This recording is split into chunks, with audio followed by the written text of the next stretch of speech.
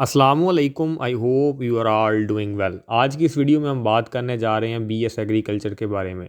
BS agriculture के मुतल्लिक़ जो सबसे बुनियादी सवाल पूछा जाता है वो यही पूछा जाता है कि इस फील्ड में क्या दाखिला लेना एक दुरुस्त फ़ैसला है, यानी कि इस फील्ड का स्कोप क्या है। अगर आप 4 साल अपने इस फील्ड में इन्वेस्ट करते हैं, अपना पैसा इन्वेस्ट करते हैं, तो इस सब के बाद क्या आपको कुछ अच्छा पे बैक मिलेगा या नहीं मिलेगा। तो इसी के मुतल्लिक़ आज वीडियो में हम कोशिश करेंगे कि आपके जितने भी सवालात हैं वो सारे इस वीडियो में एड्रेस हो जाएं। और इसी के साथ साथ जो बीएस एग्रीकल्चर का पाकिस्तान के अलावा जो अब्रॉड में स्कॉलरशिप्स आते हैं उनके मुतल्लिक़ भी मैं कोशिश करूँगा कि आप लोगों को चीज़ें बताऊँ। और इसी के साथ साथ जो इसमें प्राइवेट सेक्टर की जो जॉब्स हैं उनके मुतल्लिक़ भी हम बात करेंगे, एज़ वेल गवर्नमेंट जॉब के बारे में भी। लेकिन वीडियो शुरू होने से पहले मैं आपको एक बात कहना चाहता हूँ कि अगर आपके कुछ सवालात रह जाएँ जो इस वीडियो में एड्रेस ना हो तो मैं आपको वीडियो के लास्ट में उसका तरीक़ाकार वाज़ह कर दूँगा। और दूसरी बात ये कि there are lot of students जो मेरे से बात करते हैं कि हम एंट्री टेस्ट की प्रिपरेशन करना चाहते हैं, एम कैट की, ई कैट की, या बहुत सारे जो दूसरे जो एंट्री टेस्ट हैं जैसे कि एनटीएस का गैट है, इसी तरीके से नेट है, और इसी तरीके से नस्ट यूनिवर्सिटी का एंट्री टेस्ट है।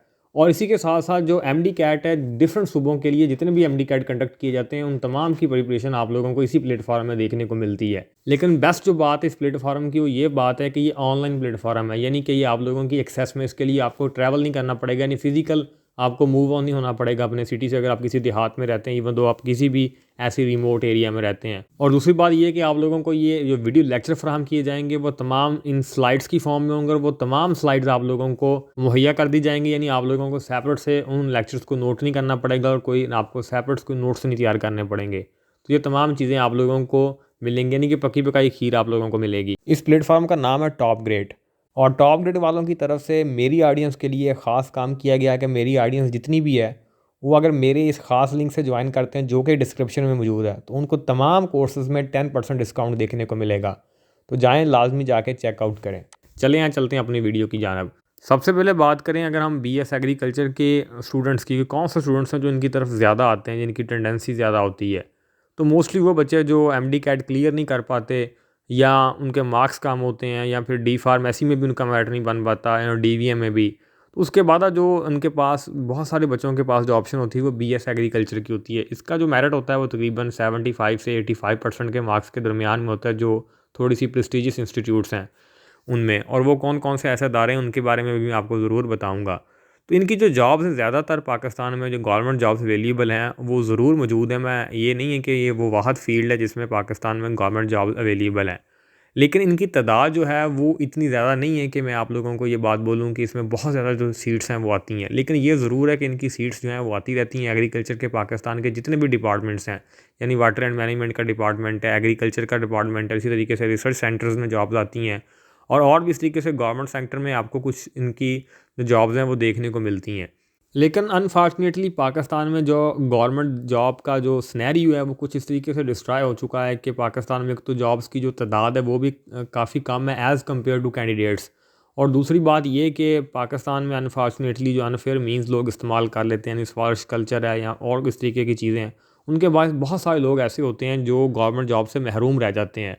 तो उनका ज़्यादातर सवाल ये भी होता है कि फिर आया कि अगर उनको गवर्नमेंट जॉब नहीं मिलती तो प्राइवेट सेक्टर में इसके किस तरीके से हालात हैं।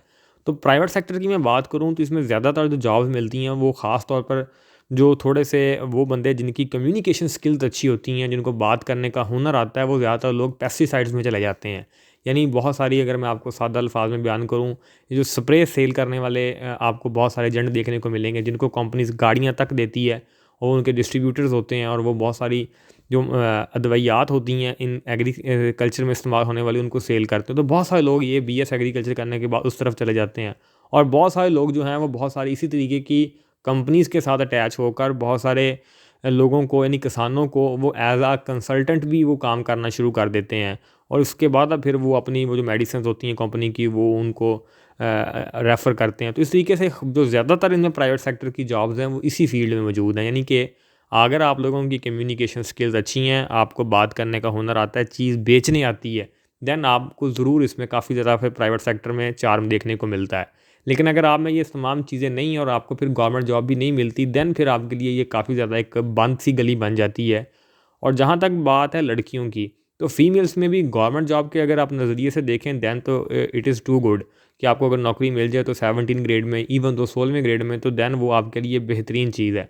लेकिन अगर आपको गवर्नमेंट जॉब आप सिक्योर नहीं कर पाते, और चूँकि बहुत सारे लोग जो हैं वो सिक्योर नहीं कर पाते, चूँकि इसमें सीट्स जो होती हैं वो काफ़ी ज़्यादा कम होती हैं, तो उसके बाद फिर प्राइवेट सेक्टर में लड़कियों के लिए ऐसा कोई कंफर्टेबल जोन नहीं है कि वो आराम सुकून से वहाँ पर जाकर जॉब इसको प्राइवेट सेक्टर में सारा अंजाम दे लें। उसके बाद अब बहुत सारे लोग जिनको फिर जॉब नहीं मिलती और फिर वो आगे कंटिन्यू करते हैं इसमें, फिर मास्टर करते हैं, एमफिल करते हैं, देन फिर पीएचडी, देन आप टीचिंग सेक्टर में भी जा सकते हैं, इसमें यूनिवर्सिटीज़ में एज अ लेक्चररशिप के लिए भी आप जा सकते हैं।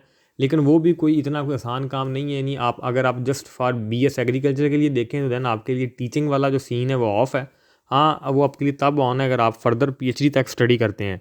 दूसरा, इसमें यूनिवर्सिटी का भी काफ़ी ज़्यादा रोल अदा हो जाता है, क्योंकि जो यूनिवर्सिटीज़ ये डिग्रीज़ करवा रही हैं वो भी काफ़ी ज़्यादा हैं। लेकिन उनमें से अगर आपको मैं चंद एक प्रेस्टीजियस अदारे बताऊँ जहाँ से पढ़ने के बाद आपकी ये जॉब वाला जो सिनेरियो वो अच्छा हो सकता है, जिसमें सरफहरिस्त एग्रीकल्चर यूनिवर्सिटी फैसलाबाद, और उन्हीं के पास एक रिसर्च सेंटर भी है। पाकिस्तान में असल में जितने भी रिसर्च सेंटर्स की जॉब्स आती हैं, या अगर हम रिसर्च सेंटर्स को देखें भी, तो वो पाकिस्तान में अनफॉर्चुनेटली बराए ना मौजूद है। पाकिस्तान में किसी भी फील्ड में इवन दो जो रिसर्च है वो ना होने के बराबर है। हमारे मुल्क की जो रिसर्च की तरफ तवज्जो है वो बहुत कम है। हम ज़रूरी मुल्क हैं, हमारे पास अपने ही किसानों के लिए कोई अच्छे बीज नहीं हमने तैयार कर पाए, हमें वो भी इम्पोर्ट करने पड़ते हैं। तो जितने भी रिसर्च सेंटर्स में जॉब्स आती हैं, तो इनकी तादाद भी कोई इतनी ज़्यादा नहीं होती कि आप ये कह लें कि इसमें कोई सैकड़ों बंदे एडजस्ट हो जाएंगे। तो इसमें भी दर्जनों के हिसाब से बंदे भी एडजस्ट नहीं हो पाते, यानी 10-12 सीट्स मैक्सिमम यहाँ तक आप लोगों को देखने को मिलती हैं पर ईयर। तो इसलिए आप ये भी नहीं बोल सकते कि जो गवर्नमेंट सेक्टर में आपको रिसर्च सेंटर में जॉब्स आएंगी वो बहुत ज़्यादा तादाद में आएंगी। तो इस वजह से अगर आप यूनिवर्सिटी किसी अच्छी में जाते हो तो देन आपके लिए कुछ अच्छा हो सकता है। जैसे मैंने अब नाम लिया agriculture university Faisalabad, no doubt agriculture university Faisalabad बनी ही इस मकसद के लिए है, तो आप उसको भी ज्वाइन कर सकते हैं। और इसी के साथ साथ जितनी भी बाकी भी एग्री साइंसेस की यूनिवर्सिटीज़ हैं, जैसे आप लोगों को पीर मेहर अली शाह एग्रीकल्चर यूनिवर्सिटी है, वहाँ भी आप जा सकते हैं। और इसी के साथ साथ अगर आपको पंजाब यूनिवर्सिटी में दाखिला मिलता है तो वो भी आपके लिए एक अच्छी ऑप्शन हो सकती है। तो ये चंद एक अदारे हैं। इसके अलावा जितने भी प्राइवेट सेक्टर में अदारे मौजूद हैं जो बीएस एग्रीकल्चर करवा रहे हैं, उनको मैं आप लोगों के लिए रिकमेंड नहीं करूँगा, क्योंकि वहाँ पर बहुत सारी चीज़ें ऐसी हैं जो आप लोगों के लिए फिर फ्यूचर में वो बेनिफिशियल नहीं हो सकती, क्योंकि एग्रीकल्चर के लिए लैब का होना बड़ा ज़रूरी है। और पाकिस्तान में जो यूनिवर्सिटीज़ हैं उनके पास बहुत सारी ऐसी यूनिवर्सिटीज़ हैं जिनके पास लैब तो नहीं है पर ये प्रोग्राम वो करवा रही हैं। और एग्रीकल्चर के लिए लैब कोई एक कमरे की लैब होनी ज़रूरी नहीं है, बाकायदा आपके पास पूरा ग्राउंड होना चाहिए। तो इसी वजह से आप लोगों को किसी फिर ऐसे अदारे की तरफ जाना चाहिए जहाँ पे ये तमाम फैसिलिटीज़ मौजूद हों। और उनमें से कुछ और यूनिवर्सिटीज़ भी हैं, जैसे यूनिवर्सिटी ऑफ एग्रीकल्चर जो पेशावर में लोकेटेड है, आईयूबी भी है, सिंध एग्रीकल्चर यूनिवर्सिटी जो टिंडो जाम में बनी हुई है, और इसी तरीके से बलोचिस्तान एग्रीकल्चर यूनिवर्सिटी भी मौजूद है। इसी तरीके से लसबेला में भी एक यूनिवर्सिटी ऑफ एग्रीकल्चर बनी हुई है।